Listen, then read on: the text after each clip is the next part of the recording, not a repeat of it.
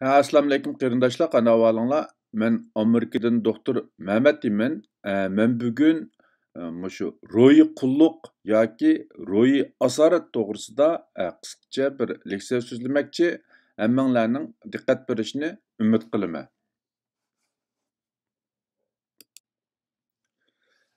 Ro'yi qulluq degan vaqtida garchi insonning jismoniy erkin bo'lsa-mu, biroq uning ro'yi dunyosi, ya'ni uning o'y xiyoli, tafakkuri, qimmat qarashi va qilmishi ma'lum ideya, ma'lum kuch va ma'lum shaxsning kontrolliqi yoki ta'sir ostida bo'lishini ko'rsatadi.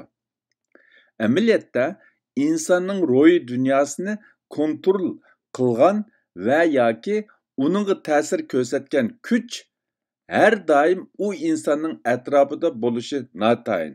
Biroq u cho'qim u insonning qalbida va yoki ro'yi dunyosida mavjud bo'ladi. Mundaqcha aytgan vaqtida bu ro'yi qulluq jismoniy qulluqdan alohida farq qilinadigan bo'lib, jismoniy qulluq degan vaqtimizda bu odamninki harakati, yurish, turishi cheklangan bo'lsa, biroq bu ro'yi qulluqda u odamning jismoniy jihatdan cheklamaga uchirmasdan, balki ro'yi jihatdan, ya'ni u odamning tafakkuri cheklangan yoki ma'lum kuchninki kontrolida bo'lgan bo'ladi.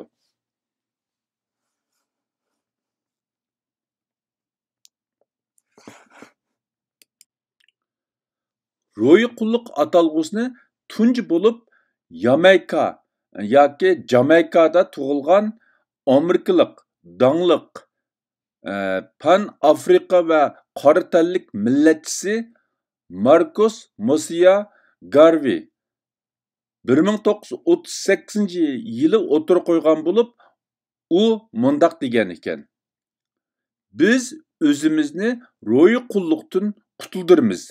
Chunki boshqalar tanni azod qilgan bilan bizdan boshqa hech kim bizning ro'yimizni azod qila olmaydi. Aql farosat har bir insonning birdan bir hukmronidir. U hammadan a'lodir.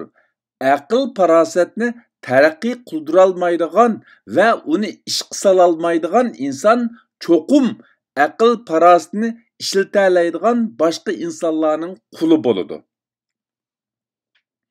Bu ro'y qulluq deganimiz Amerikada shu qartalliklar orasida eng ko'p tadqiq qilingan bir tema bo'lib, agarda biz Google'dan ro'y qulluq to'g'risida uchur izlasak, bizga uchraydigani ko'pinchisi shu qartalliklarningki oid uchurlar bo'lib, hammamiz bilgandagidek Amerikada qartalliklar 200 yildan ilgari Amerikaga emgak kuchi hisobida qul qilib setilib akagan bo'lib, Amerikaningki ichki urushidan keyingi mezgilda ular garchi jismoniy jihatda qulluqdan qutulgan bo'lsa-mu, lekin uzun tarixliq bu jarayonda ularda ro'yi qulluq shakllangan deb qaralganligi uchun shu Afrikaliklarning, ya'ni Amerikadagi qartalliklarningki ziyolilari bu jihatda nurg'un izlanish va tadqiqotlarni ilib borgan. Men tövende sizlar bilan o'rtoqlashmoqchi bo'lgan uchurlarning xili ko'p qismi shularningki tadqiqot natijalaridan ega bo'lgan.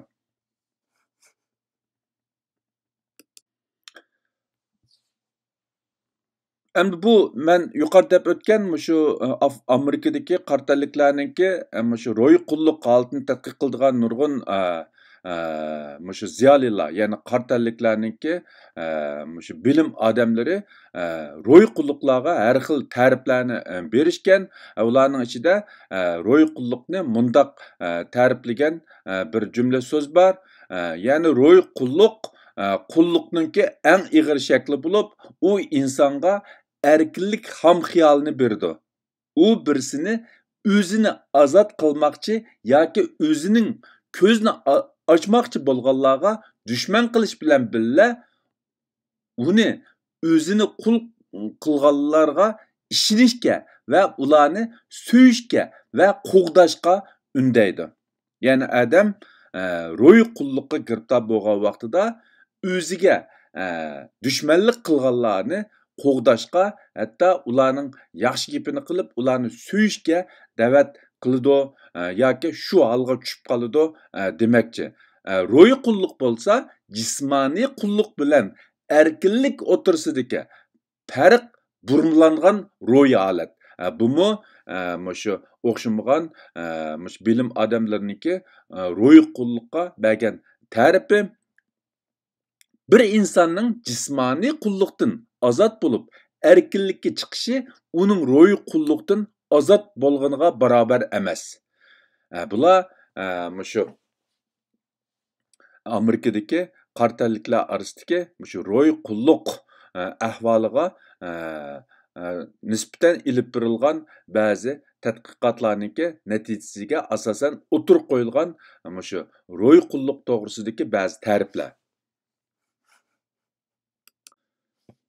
Bu ro'y qulluqning paydo bo'lish jarayoni qanday bo'ladi, uning qanday sababi bor degan vaqtida o'xshamagan mutaxassislar uningga o'xshamagan sabablarni ko'rsatgan va uning paydo bo'lish jarayoni o'xshamagan usulda tushundigan bo'lib, uni men tuvandagi bir nechta tarafga yig'inchoqlab chiqdim. Birinchisi jismoniy yoki ro'y jihatda tahdidga uchrash yoki tahdid his qilish, ham shundaqla baxtsizlikning haqiqiy yuz beradiganligiga ishonish. Mana bu ro'y qulluq paydo bo'lishniki dastlabki bosqichi bo'lib, undan boshqa ikkinchisi ziyonkashlikka uchirg'uchi. Ziyonkashlik qilg'uchining o'ziga qilgan kichikkin yaxshiligini qadrlash yoki uni cho'ng bilish, hatto ziyonkashlik qilg'uchini o'zining manfaati uchun shundoq qilyotidi deb ishonish. Uchinchisi, ziyonkashlikka uchirg'uchi o'zi yuzlangan talaysizlikdan qechib qutulolmaydiganligiga ishonish. To'rtinchisi, o'zi yoki o'z qavmiga bo'lgan ishonchisi yetarlik bo'lmaslik va yoki o'zi yoki o'z qavmiga bo'lgan ishonchisini yo'qotish. Beshinchisi, boshqalardan ayrilib qilish, yolg'izlik his qilish, ya'ni va yoki umidsizlik his qilish. Bular shu ro'y qulluqning paydo bo'lish jarayoni va sababi bo'lib, uningdan boshqa konkret ahvolda o'xshamagan sabablar bo'lishi mumkin, lekin bular shu mutaxassislarniki tadqiqotiga asosan men yig'inchoqlab chiqqan universal sabablar hisoblanadi. Ro'y qulluqni cho'ng jihatdan yakka va kollektiv ro'y qulluq deb ikki cho'ng turga paydo bo'lish ahvoli va obyektiga qarab tuvandagidek 5 turga ayirish mumkin. Birinchisi, er-ayol orasida shakllangan ro'y qulluq.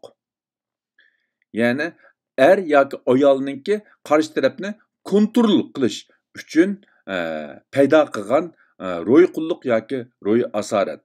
Ikkinchisi, ota-ona va bola orasida shakllangan ro'y qulluq. Ya'ni shu ota-ona bolani tarbiyalash jarayonida bolaninki o'ziga itoat qilmasligidan bak andish qilib, bolaninki shu ro'y dunyosini yoki uning ko'z qarash, ideya degan taraflardan hammasini qattiq kontrol qilish orqali ularninki mustaqil bir tafakkur bo'lishidan mahrum qilish.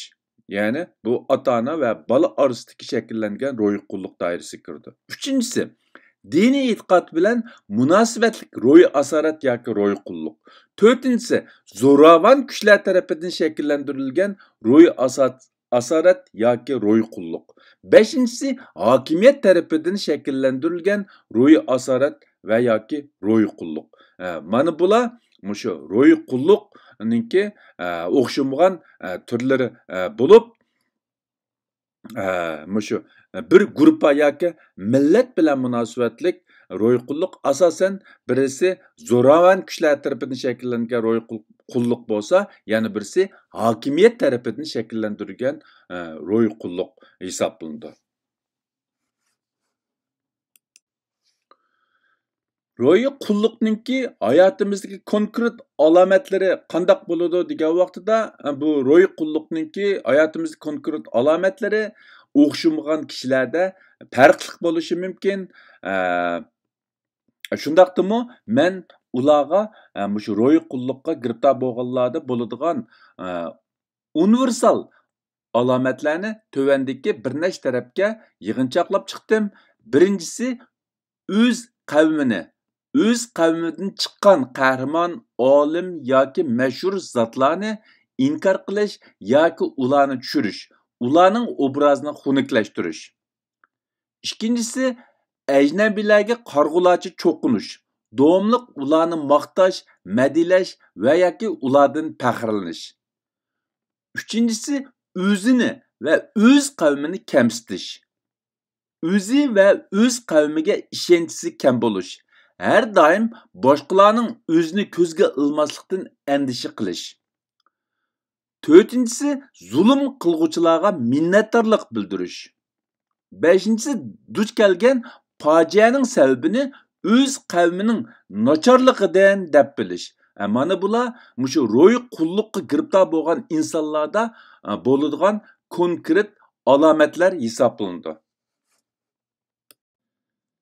Undaqda bu ro'y qulluqninki salbiy ta'sirlari qandaq bo'ldi degan vaqtida bu jihatdami mushu ro'y qulluq to'g'risida tadqiqot ilib borgan bilim odamlari bu ro'y qulluqning salbiy ta'sirlari to'g'risida o'xshamagan ko'z qarashlarni o'tirib qo'ygan.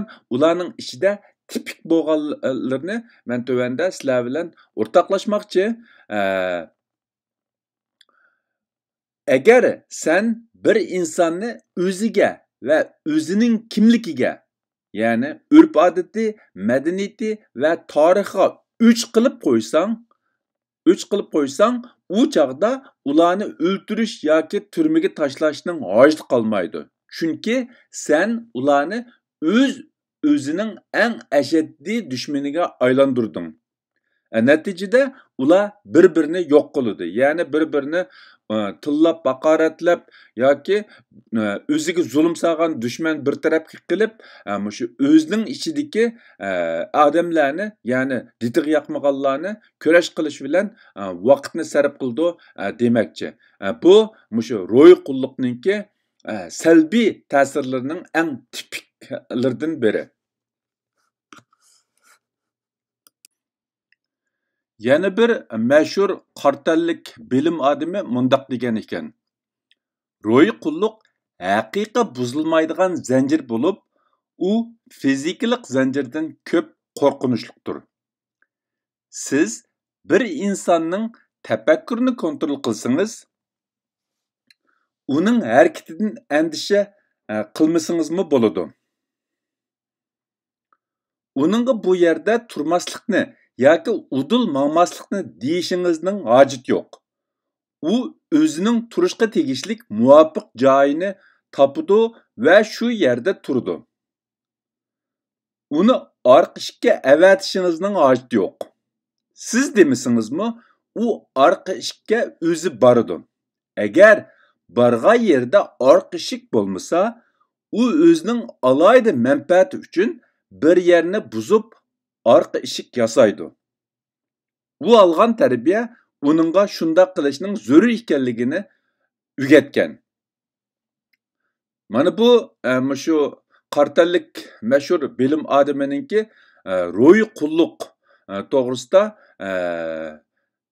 bergan ta'rifi bo'lib, uningdan boshqa yana nurg'un shu Amerikadagi qartallik bilim odamlari shu ro'y qulluqninki salbiy ta'sirlari to'g'risida o'xshamagan ko'z qarashlarni o'tirib qo'ygan.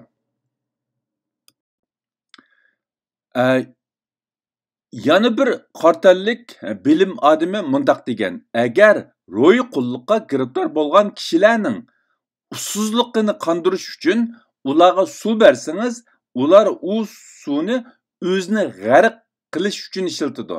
Agar ularga o'zini qutuldirish uchun arg'amchi bersangiz, ular u arg'amchini o'zini esib o'ltirib olish uchun ishlatadi.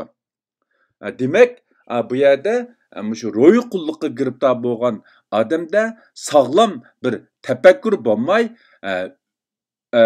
düşmanlikni o'ziga zulm qilg'uvchilardan izlamay, o'z ichidan izlaydi. Uningki tafakkuri butunlay ostin-ustin bo'lgan bo'lib, kimning do'st, kimning dushman yoki o'zi kelayotgan zulmning nerdan kelayotganligini farq etolmaydi demakchi. Undaqda bu ro'yi qulluqdan qandoq qutulg'ili bo'ladi yoki ro'yi qulluqdan qutulishning qandoq yo'llari bor degan vaqtida ro'yi asorat yoki ro'yi qulluqdan qutulishning birdan bir yo'li o'zimiz. O'zimizdan boshqa hech kim bizni ro'yi qulluqdan qutqizolmaydi. Birinchisi Allohning boshqalarga bergan aql farosatni bizga berganligiga ishonish. Ikkinchisi tirishib o'g'inish, ishlash, o'ziga va jamiyatga hassa qo'shish. Uchinchisi pozitiv bo'lish. Negativ energiyani pozitiv energiyaga aylantirish. To'rtinchisi har doim boshqalar qilolganini menmi qila olayman deb o'zimizni rag'batlantirib turish, aslo voz kechmaslik, umidvor bo'lish, o'ziga ishonish. Beshinchisi ijtimoiy aloqaga e'tibor berish, kuchli qo'llash to'g'ri barpo qilish. Oltinchisi salmoq, temkin va toqatli bo'lish, e'tiqodli bo'lish. Yettinchisi o'z tafakkurimizga jang e'lon qilish, har doim o'zimizga savol qo'yib turish. Sakkizinchisi o'zimizning o'y fikrlariga diqqat qilish. To'qqizinchisi ba'zi so'zlarning o'zimizga bo'lgan ta'siridan hushyor bo'lish. O'ninchisi tafakkurimiz o'z nafsimiz sababidan qalayimqon bo'lganda uni vaqtida farq etish. 11-si o'zimizning his tuyg'umizni o'lcham qilib hukm chiqarmaslik. 12-si eng muhimi har zaman aql farosatimizni ishga solish. Mana bular orqali biz o'zimizning ro'yini azod qilib, mustaqil tafakkur qiladigan ruhni barpo qilishningki qadam bosqichlari. Amerikalik dangliq qartallik naqsh cho'lponi Bob Marley mundaq degan ekan, o'zingizni ro'yi qulluqdan qutuldiring. O'zimizdan boshqa hech kim bizning ro'yimizni azod qila olmaydi. Ya'ni biz agar mustaqil tafakkur qilamiz, o'zimizning ro'yini qulluqdan azod qilamiz yoki ro'yi asoratdan azod qilamiz desak, u vaqtida bizni bu qulluqdan qutuldiraydigini faqat va faqat o'zimizdan boshqa hech kim bizni ro'yi qulluqdan qutuldira olmaydi. Uning uchun oldi bilan biz o'zimizni farq etishimiz va o'zimizni azod qilishga tirishchilik ko'rsatishimiz kerak. Amerikalik dangliq yozuvchi mundaq degan ekan: aql farosat qudratli bir kuchdir. U bizni qul qila oladi. Ham shundaqla bizni qudrat topqiza oladi. U bizni azob oqibatning cho'nqirga patirib qo'ya oladi. Ham shundaqla bizni xushalliqning eng yuqori darajasiga ko'tara oladi. Aql farosatingizni oqilonalik bilan ishlatishni o'rganib oling. Ya'ni mundaq aytgan vaqtida biz aqlimizni ishlatmasak, yalğız özümüzün işleri ro'naq tapmay qolmasdan, balki biz tasavvur qilolmagan azob oqibatlarga va yoki yomon oqibatlarga qilishimiz mumkin. Shunlashqa aqlni ishlatish, mustaqil tafakkur qilish bizningki ishlarimizni ro'naq tepishida nihoyatda muhim rol o'ynaydi.